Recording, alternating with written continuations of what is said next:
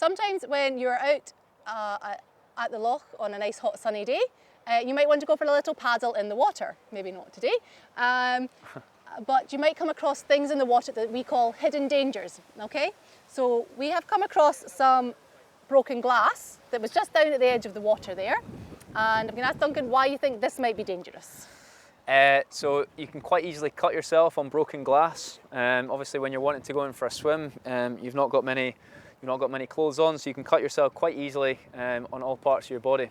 Yep. So if you go for a wee paddle in the water, you could really cut your foot quite nasty, and then you'd probably have to go to hospital and get some stitches and get it all cleaned up properly, and that would be the end of your nice day out, okay? So it can be really dangerous. There can be broken glass, so have a good look if you're going to go for a paddle, check what's in the water. And we would actually always say, maybe if you've got an old pair of trainers, to wear them, or a wee pair of swim shoes, just to protect your feet if you're going for a paddle, just because sometimes you're not sure what would be in the water.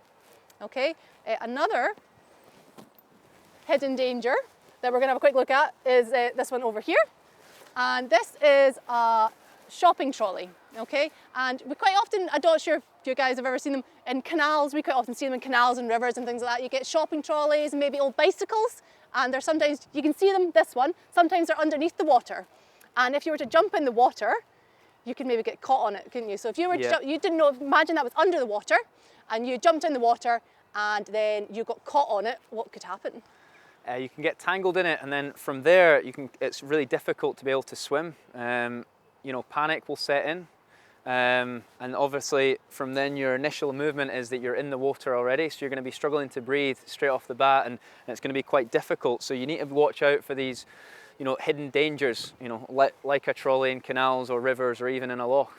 Yep, so canals and rivers aren't really a great place to go swimming because we don't know what's underneath. So like you say, if you jumped in the water and that was underneath, you could get caught, your leg caught on it, and then you're not going to get out of the water. So canals, rivers, they're not very good places to go swimming because sometimes we've got no idea what's underneath the water. It might look okay from the top, but you jump in, there's things underneath.